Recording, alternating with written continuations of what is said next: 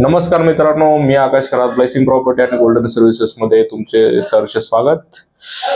आज प्रॉपर्टी विषयी मी तुम्हाला काही बेसिक टिप्स देणार आहेत, ज्या की तुम्हाला जाणून घेणं खूप गरजेचं आहे. जेव्हा पण तुम्ही मार्केटमध्ये प्रॉपर्टी परचेस करण्यासाठी निघता, खरेदी करण्यासाठी निघता, त्यावेळेस तुम्हाला कुठल्या कुठल्या बाबींची दक्षता घेतली पाहिजे, त्याविषयी मी आज तुम्हाला सांगणार आहे.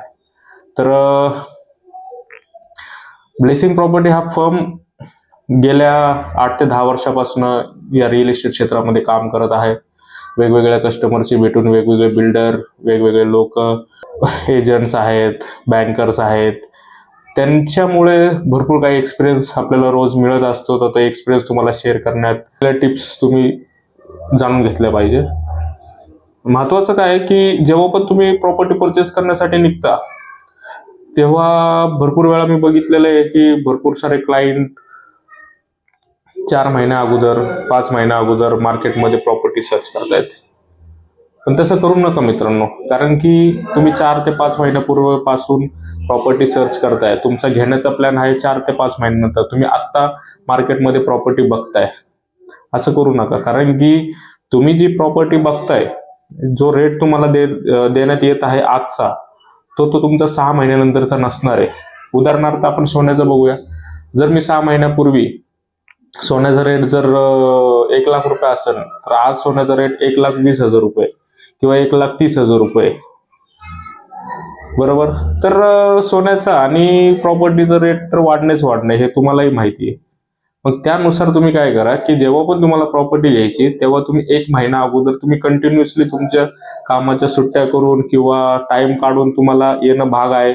त्यानंतर तुम्ही प्रॉपर्टी सर्च करा.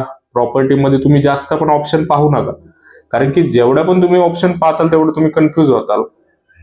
त्याच्यामुळं तुम्ही 4 ते 5च प्रॉपर्टी बघा. आणि ज्या पण एजंटला तुम्ही प्रॉपर्टी बघण्यासाठी सांगताय किंवा जो पण तुमचा कोणी एजंट असेल, तर त्याला तुम्ही पहिलं सांगा की तुमची रिक्वायरमेंट प्रॉपरली काय आहे. त्या एजंटने पण तुमची प्रॉपर रिक्वायरमेंट जाणून घेतली पाहिजे. तुम्हाला कुठला फ्लोर पाहिजे, फेसिंग कुठली पाहिजे, फ्लोर कुठला पाहिजे, कार्पेट किती पाहिजे, नवीन मध्ये पाहिजे, अनयूज मध्ये पाहिजे किंवा रिसेल मध्ये पाहिजे, किती वर्षापर्यंत तुम्हाला सोसायटी चालणार आहे, तुमचं फंडिंग कसं असणार आहे.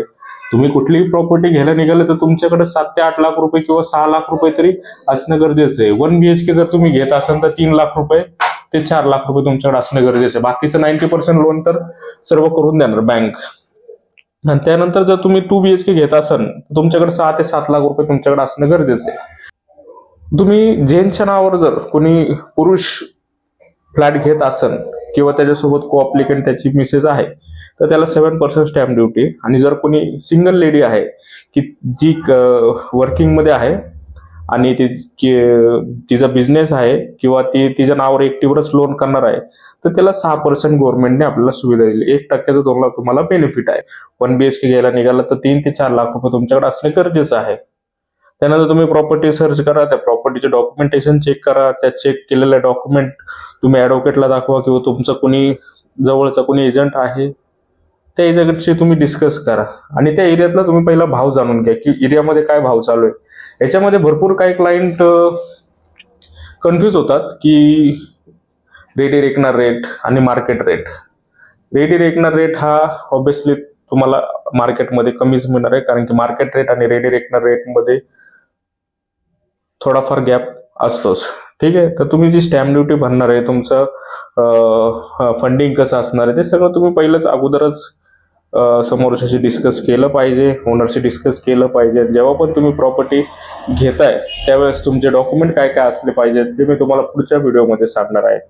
तर आज क्लायंट लोकांना फक्त माझं एवढंच सांगणं आहे की जेव्हा पण तुम्ही प्रॉपर्टी घ्यायला निघता, तेव्हा 4 ते 5 महिन्या अगोदर न निघता तुम्ही 1 महिना, 1.5 महिना, मॅक्सिमम 1.5 महिन्यापर्यंत तुम्ही आधी निघलं पाहिजे. प्रॉपर्टी तुम्ही 1 नाही 10 बघा, पण ती जी रिक्वायरमेंट तुमची फुलफिल होणार असेल तरच तुम्ही तिकडे प्रॉपर्टी बघायला जाऊ शकता. नाहीतर तुमचाही वेळ तुमचा वाया जाईल आणि समोरचा जो दाखवतोय तुम्हाला किंवा जो एजंट आहे तुमचा त्याचाही वेळ तुम्ही वाया घालवताय. तर आता रिसेलमध्ये ब्लेसिंग प्रॉपर्टी ही 8 ते 9 वर्षापासून काम करत आहे. रिसेलमध्ये पूर्ण नॉलेज असल्या कारणाने आम्ही कस्टमरला बेस्ट सर्व्हिस देतो आम्ही. कारण की आम्हाला माहिती आहे की कस्टमरची रिक्वायरमेंट नुसारच आम्ही त्यांना फ्लॅट दाखवणार आणि तो 2च फ्लॅट किंवा 3च फ्लॅट बघूनच त्याच्यामधलं डन करणार.